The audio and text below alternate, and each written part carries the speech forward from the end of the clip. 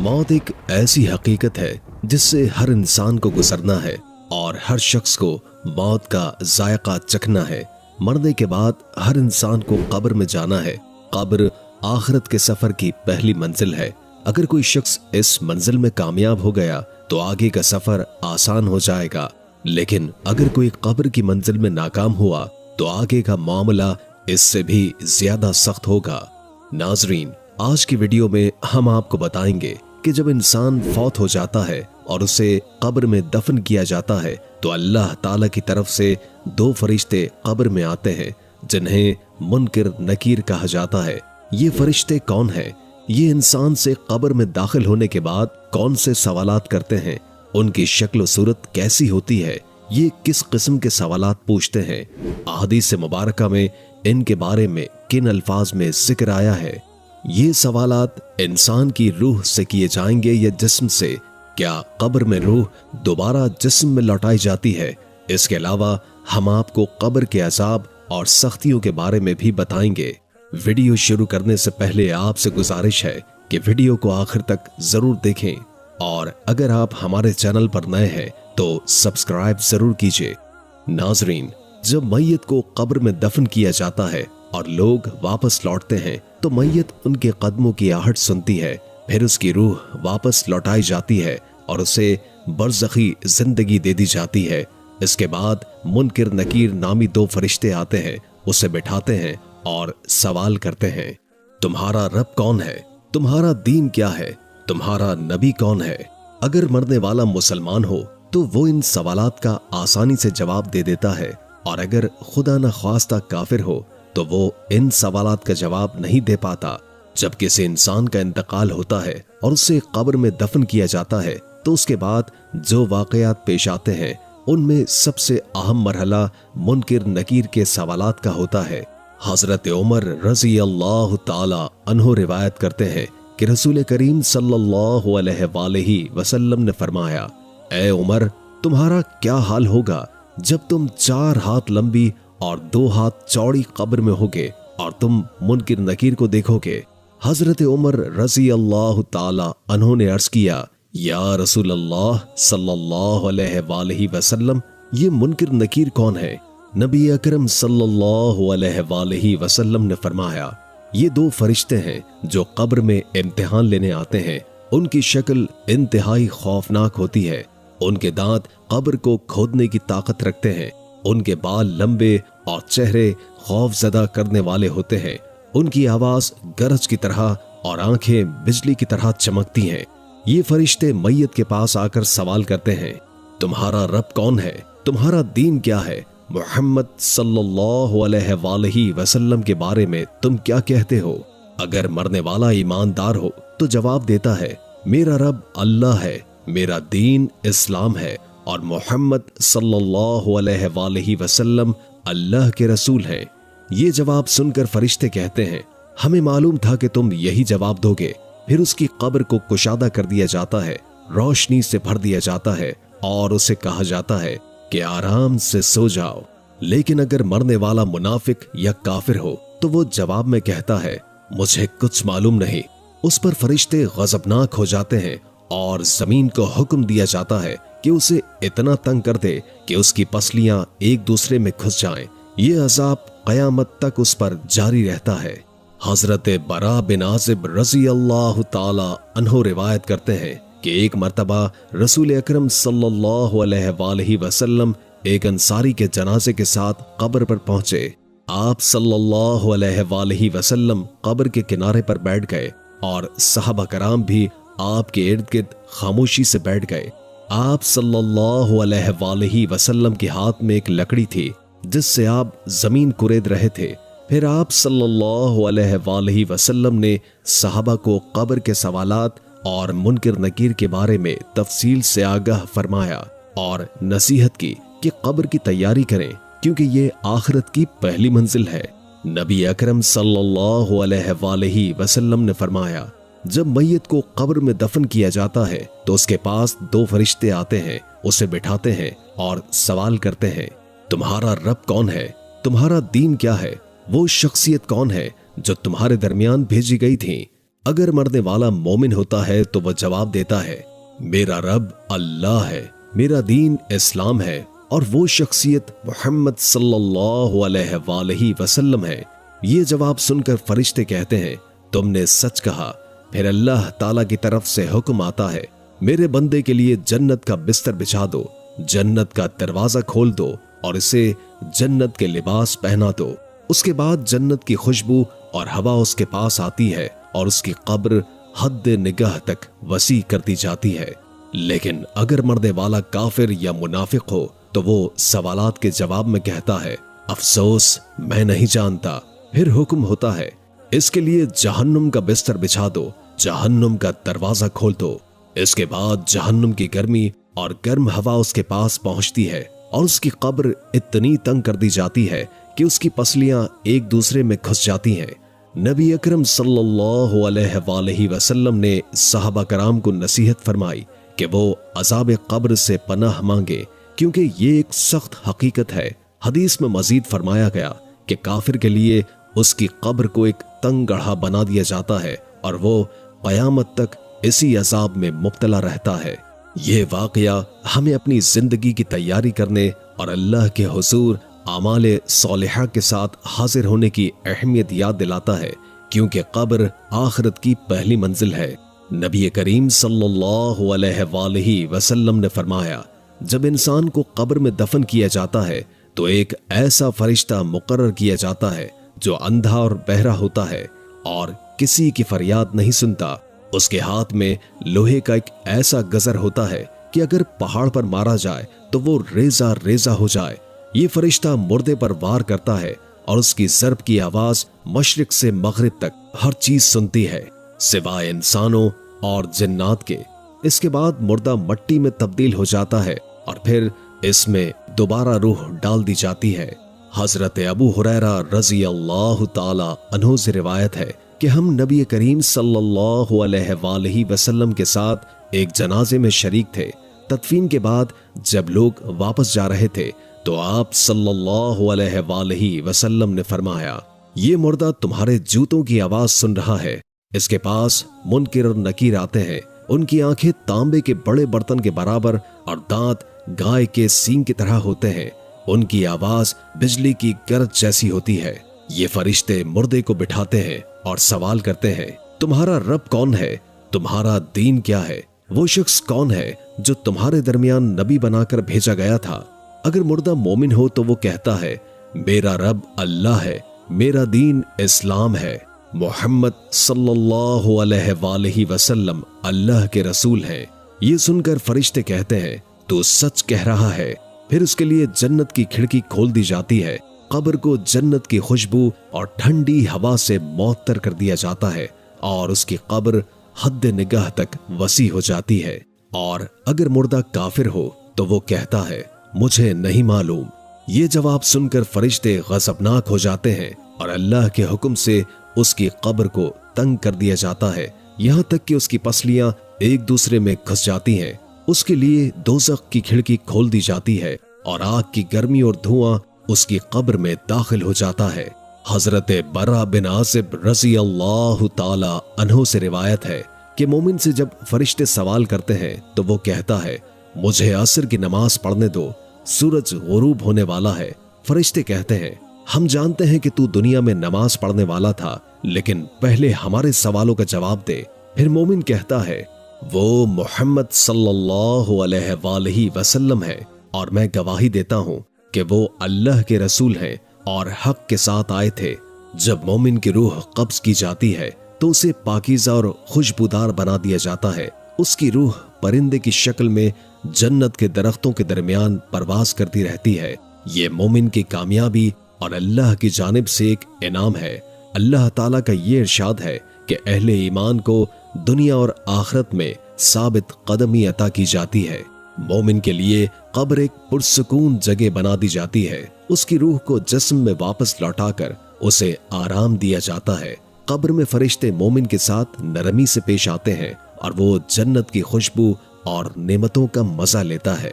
मुनकिर नकीर दो खास फरिश्ते हैं जो कब्र में सवाल करने के लिए आते हैं। उनकी शक्ल और सूरत इंतहाई डरावनी और हैबतनाक होती है।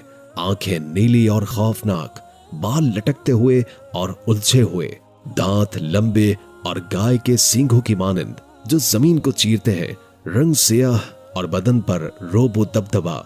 ये फरिश्ते मुर्दे को झंझोड़ कर उठाते हैं और सख्त आवाज में सवाल करते हैं।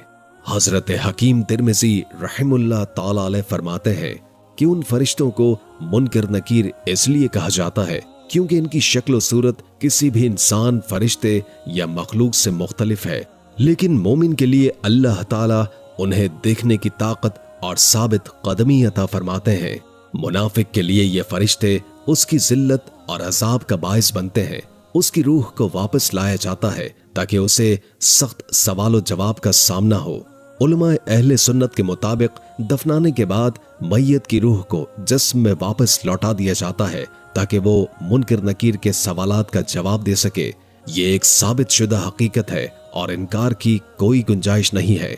बाज लोग और गुरोह अपनी खुद साख्ता वजूहात की बिना पर इन बातों के मुनकिर हैं। सैयदना बरा बिन आसिब रज़ी अल्लाह ताला अन्हो बयान करते हैं कि हम नबी करीम सल्लल्लाहु अलैहि वसल्लम के साथ एक अंसारी सहाबी के जनाजे में शरीक थे। जब हम कब्रिस्तान पहुंचे तो अभी कब्र तैयार नहीं हुई थी। रसूल अल्लाह सल्लल्लाहु अलैहि वसल्लम तशरीफ फरमा हुए और हम आपके इर्द गिर्द ऐसे बैठ गए जैसे हमारे सरों पर परिंदे बैठे हों।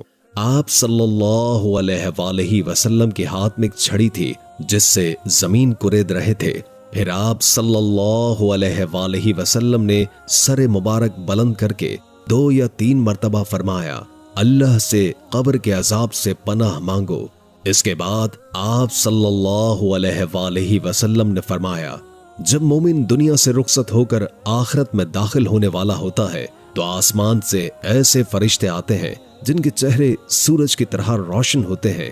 उनके पास जन्नत के कफन और खुशबू होती है। वो फरिश्ते मोमिन के करीब होकर बैठ जाते हैं। फिर मलिकुल मौत आते हैं और उसके सर के पास बैठकर कहते हैं, ऐ पाकीज़ा रूह, अल्लाह की मग़फ़िरत और रज़ा की तरफ चल।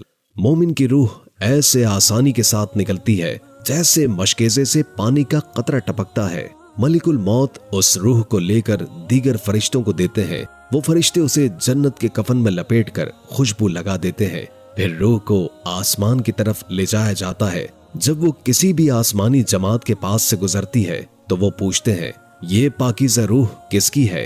फरिश्ते उसका दुनियावी नाम लेकर तारुफ करवाते हैं। फिर रूह 7वें आसमान तक पहुंचती है जहां अल्लाह ताला फरमाते हैं, मेरे बंदे के अमाल को इल्लियीन में दर्ज कर दो और इसकी रूह वापस जमीन पर ले जाओ, क्योंकि मैंने इन्हें जमीन से पैदा किया है और उसी में लौटाऊंगा।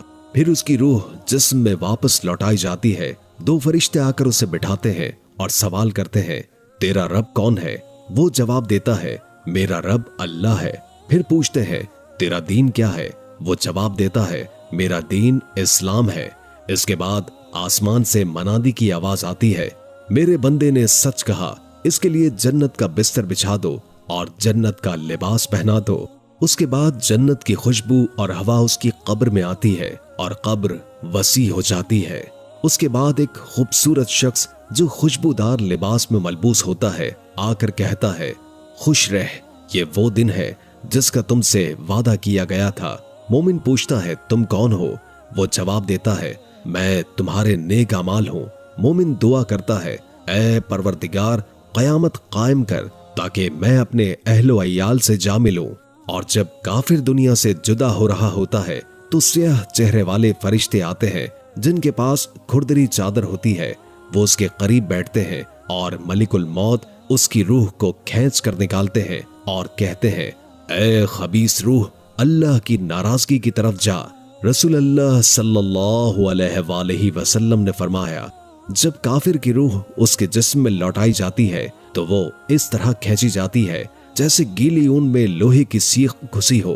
फरिश्ते उसकी रूह को हासिल करते हैं और जो ही वो उसे पकड़ते हैं फौरन उसे गंदे कपड़ों में लपेट लेते हैं।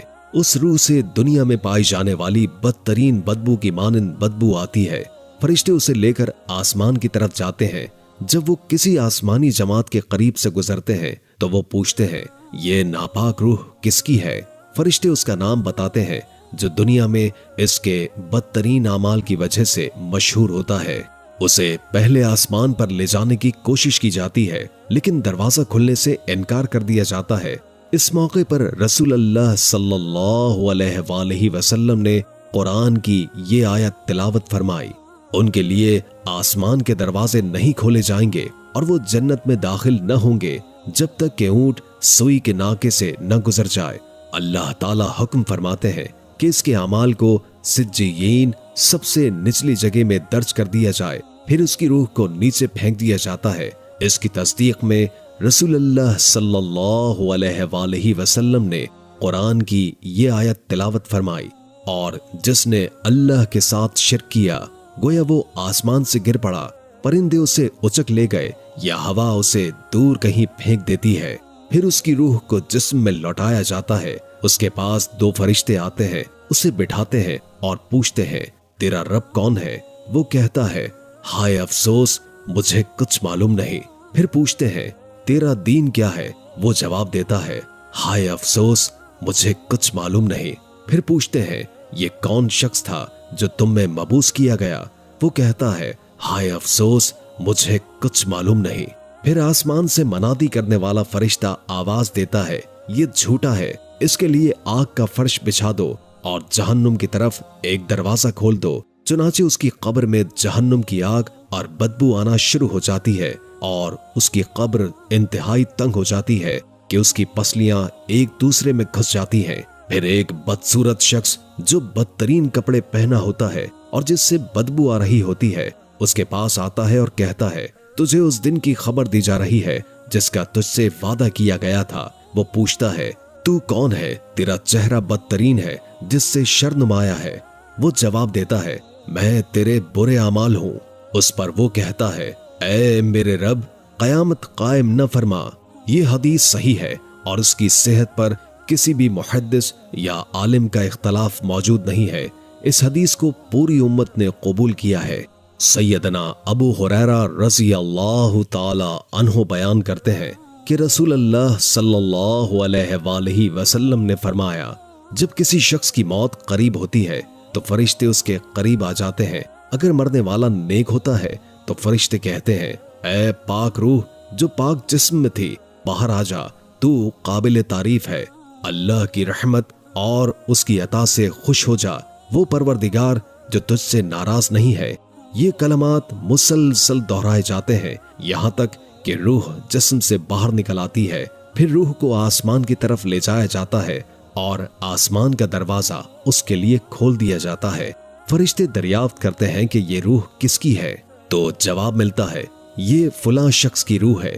फिर कहा जाता है, खुशामदीद ऐ पाकीज़ा रूह जो पाक जिस्म में रही, जन्नत में दाखिल हो जा और अल्लाह की रहमत और अता से खुश हो जा।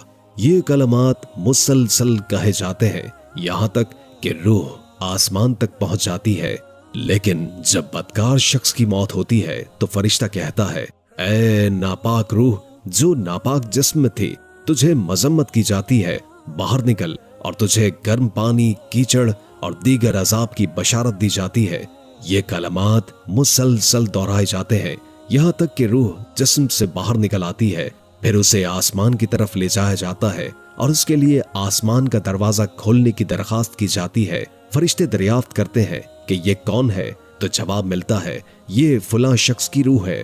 फिर कहा जाता है, खुशामदीद न हो ऐ नापाक रूह जो नापाक जिस्म में थी, वापस चली जा, तुझ पर मजम्मत की जाती है और तुझ पर आसमान का दरवाजा नहीं खोला जाएगा।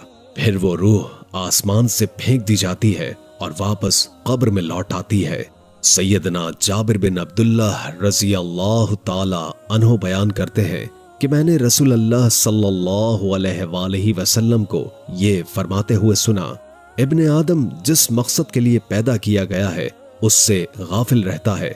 जब अल्लाह ताला ने उसकी तख्लीक का इरादा फरमाया तो फरिश्ते को हुक्म दिया कि इसकी रोजी, आमद और रफ्त, उम्र और इसके अच्छे या बुरे होने को लिखो।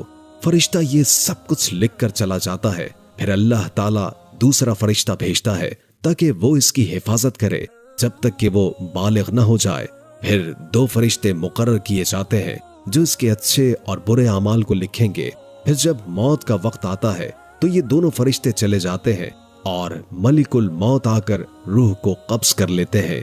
जब दफन किया जाता है तो रूह को जिस्म में वापस डाला जाता है और कब्र में मुनकिर नकीर नाम के दो फरिश्ते आकर उसका इम्तिहान लेते हैं। जब कयामत का दिन आएगा तो नेको बद लिखने वाले फरिश्ते आएंगे और उसकी गर्दन में जो अमाल की किताब लटकी हुई होगी उसे खोलेंगे और एक फरिश्ता उसे आगे से खींचेगा जबकि दूसरा फरिश्ता पीछे से इसे घसीटेगा।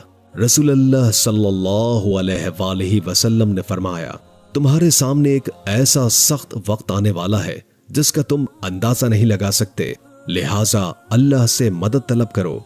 इन अहदीस से ये वाज़े होता है कि रूह के बगैर जिस्म से सवालात करना मुमकिन नहीं। कुछ लोग ये समझते हैं कि सवालात सिर्फ रूह से किए जाएंगे, मगर ये राय गलत है और सही हदीस की रोशनी में ये बात बातिल साबित होती है। याद रखें कि कब्र का अजाब जो शख्स भी इसका मुस्तहिक होगा वो ये अजाब चखेगा, चाहे वो कब्र में दफन हो, आग में जलाया जाए या दरिया में डाला जाए या किसी दरिंदे के जरिए खाया जाए। अल्लाह ताला हर चीज पर कादिर है और उससे कुछ भी बाहर नहीं। इसलिए हमें कब्र के अजाब से बचने की कोशिश करनी चाहिए। हजरत बरा बिन आज़िब रज़ी अल्लाह ताला अन्हु से रिवायत है कि वो रसूल खुदा सल्लल्लाहु अलैहि वसल्लम के साथ एक जनाजे में शरीक थे। आप सल्लल्लाहु अलैहि वसल्लम कब्र के किनारे बैठे रो रहे थे, यहाँ तक कि आपके आंसुओं से मट्टी भी भीग गई। फिर आप सल्लल्लाहु अलैहि वसल्लम ने फरमाया, ऐ मेरे भाइयों, तुम भी ऐसे दिन के लिए तैयारी कर लो। लिहाजा हमें कब्र की जिंदगी की तैयारी करनी चाहिए और उस दिन की तैयारी ईमान और अच्छे अमाल के जरिए ही हो सकती है। उसके साथ उसके पीछे तीन चीजें जाती हैं, उसके घर वाले, उसके अमाल और उसका माल। फिर दो चीजें वापस लौट आती हैं और एक चीज उसके साथ रह जाती है। उसके घर वाले और उसका माल वापस चले जाते हैं और उसका अमल उसके साथ रहता है। इसलिए हमें ईमान के साथ अच्छे अमाल करते रहने चाहिए, क्योंकि हम में से किसी को नहीं मालूम कि कब ये घड़ी हम पर आएगी। हजरत बरा बिन आज़िब रज़ी अल्लाह ताला अन्हु से रिवायत है कि हम रसूल खुदा सल्लल्लाहु अलैहि वसल्लम के साथ किसी अंसारी के जनाजे में जा रहे थे। जब हम कब्र में पहुंचे तो अभी तक लहद नहीं बनाई गई थी और हम अदब से उनके इर्द गिर्द बैठ गए जैसे हमारे सरों पर परिंदे बैठे हों। आपके हाथ में एक लकड़ी थी जिससे आप जमीन को कुरेद रहे थे। आपने अपना सर उठाया और 2 या 3 बार फरमाया, अल्लाह की पनाह मांगो अज़ाब कब्र से। इसी तरह हजरत जरीर की रिवायत में यह भी आया है कि आपने फरमाया, जब दफन करने वाले लोग मुंह फेर कर चले जाते हैं तो मुर्दा उनके जूतों की आवाज सुनता है। उस वक्त उसे कहा जाता है, ऐ शख्स, तेरा रब कौन है, तेरा मजहब क्या है और तेरे नबी कौन है। कुछ लोग ये समझते हैं कि वो मरकर मट्टी में मिल जाएंगे और कौन उन्हें दोबारा जिंदा करेगा। तो याद रखो, वो जात जो हमें पहली बार बेजान मादे से पैदा कर चुकी है वो ही हमें दोबारा जिंदा करने पर कादिर है। अल्लाह ताला का फरमान है, इंसान को ये भी नहीं मालूम कि हमने उसे नुत्फे से पैदा किया है। फिर अचानक वो झगड़ने लगता है और हमारी तकलीफ को भूल जाता है। वो कहता है, ये सड़ी हुई हड्डियां कौन जिंदा करेगा। आप कहिए कि इनको वो जिंदा करेगा जिसने उन्हें पहली बार पैदा किया था।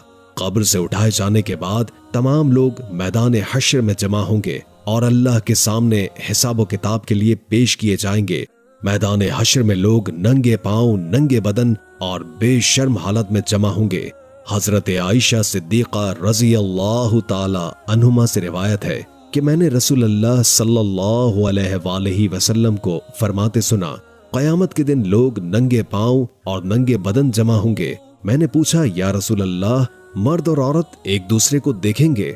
आपने फरमाया, ऐ आयशा, उस दिन का मामला एक दूसरे को देखने से कहीं ज्यादा सख्त होगा। मैदान हश्र की तरफ जाते वक्त लोगों के 3 गुरोह होंगे। एक गुरोह सवारों का होगा, दूसरा गुरोह प्यादा चलने वालों का होगा और तीसरा गुरोह वो लोग होंगे जो मुंह के बल घसीट कर जाएंगे। कुछ लोग ये भी समझेंगे कि क़यामत के दिन उनके कदम अपने रब की तरफ न बढ़ेंगे जब तक उनसे उनकी उम्र, जवानी, माल और इल्म के बारे में सवाल न हो। अल्लाह के रसूल सल्लल्लाहु अलैहि वसल्लम ने फरमाया, कि काफिर से कयामत के दिन पूछा जाएगा, अगर तुम्हें जमीन भर सोना मिल जाए तो क्या तुम अपनी जान बचाने के लिए इसे फिदिया दोगे? वो जवाब देगा हाँ। तो उसे कहा जाएगा, तुमसे तो इससे कहीं ज्यादा आसान चीज का मुतालबा किया गया था। हमें हिसाबो किताब के बाद आमाल की किताबों के बारे में सवाल किया जाएगा, जिन्हें हमारे हाथ में दिया जाएगा। वो दिन बहुत सख्त होगा। कुरान में फरमाया गया है, और किताबें सामने रखी जाएंगी, बस आप देखेंगे कि गुनाहगार उसकी तहरीर से खौफजदा होंगे और कहने लगेंगे, हाय हमारी बदबख्ती, ये कैसी किताब है जिसने छोटे से छोटा और बड़े से बड़ा कुछ भी छोड़ा नहीं। फिर हर शख्स को पुले सिरात से गुजरना होगा, जो कि एक तंग और तेज जगह होगी, जहां से गुजरना बहुत ही मुश्किल होगा। मोमिन पुले सिरात से तेज रफ्तारी से गुजर जाएंगे। कुछ लोग कामयाब होकर जन्नत में दाखिल होंगे और कुछ जहन्नुम में गिरकर अजाब पाएंगे। याद रखें कि कब्र एक मजाक या खेल नहीं है, बल्कि एक हकीकी हकीकत है जिससे पनाह मांगने का हुक्म दिया गया है। अल्लाह ताला हमें अजाब कब्र से बचाए, आमीन। मेरे प्यारे दोस्तों, आज की वीडियो के आखिर में हम सब एक खूबसूरत दुआ में शामिल हो रहे हैं, और यकीन रखें कि जो भी इस दुआ में शिरकत करेगा इंशाअल्लाह उसकी हर जायज हाजत पूरी हो जाएगी। इस दुआ का आगाज दुरूद पाक से करते हैं। बराह करम आप सब मेरे साथ दुरूद इब्राहिमी पढ़ें और कमेंट्स में आमीन लिखें, ताकि अल्लाह पाक हमारे दिलों की दुआ को कबूल फरमाए और हम सब की जायज तमन्नाएं पूरी हों। दुआ का आगाज करते हैं। बिस्मिल्लाहिर्रहमानिर्रहीम। अल्लाहुम्मा सल्ले अला मुहम्मदिन व अला आलि मुहम्मदिन कमा सल्लैता अला इब्राहीम व अला आलि इब्राहीम इन्नका हमीदुम मजीद। अल्लाहुम्मा बारिक अला मुहम्मदिन व अला आलि मुहम्मदिन कमा बारकता अला इब्राहीम व अला आलि इब्राहीम इन्नका हमीदुम मजीद। ऐ रब्बे जलील, तेरी तमाम तर हम्द और तारीफ है कि तू ही सब कुछ अता करने वाला है और तू ही हर हाजत को पूरा करने वाला है। हम तेरी बेपाया रहमत और फजल के शुक्रगुजार हैं।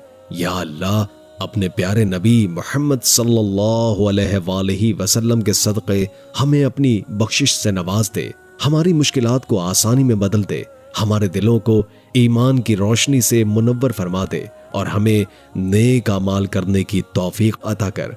हम सबको अपने दर से कभी महरूम न कर, हमारी जिंदगी में सुकून और खुशियां भर दे और हमें सही राह रास्त पर हमेशा कायम रख। या अल्लाह, हमें हर तरह की आजमाइश से महफूज रख और हमें अपने कुर्ब का एहसास दे और हमारे दिलों को अपने जिक्र से मुअत्तर कर दे। ऐ रब्बुल आलमीन, हमारे वालिदैन, खानदान और नस्लों पर अपनी खास रहमत नाजिल फरमा, हमें बेहिसाब रिज़्क़ अता फरमा, हसद और बुग़्ज़ से बचा और हमें हर कदम पर अपनी पनाह में रख। ऐ अल्लाह, जब हम कमजोर पड़े तो हमें मजबूती अता कर, जब भी हमें मुश्किलात घेर ले तो आसानियां पैदा कर दे। हमारी जिंदगी के हर पहलू में हमें अपनी रहमत की छांव अता कर। जब हम भटक जाएं तो हमें अपनी हिदायत की तरफ वापस ले आ। ऐ परवरदिगार, हमारी मायूसियों को उम्मीद में बदल दे, हमारे दिलों की दुआओं को कबूल फरमा और हमें हर लम्हे अपनी हिफाजत में रख।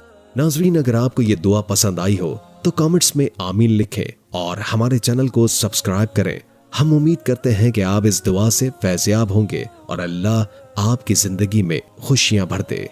ये दुआ सच्ची तौबा और अल्लाह की बेपनाह रहमत की तरफ एक मुकम्मल दरखास्त है, जिसमें हर मुश्किल और परेशानी में अल्लाह से मदद और सुकून की दरखास्त की जा रही है।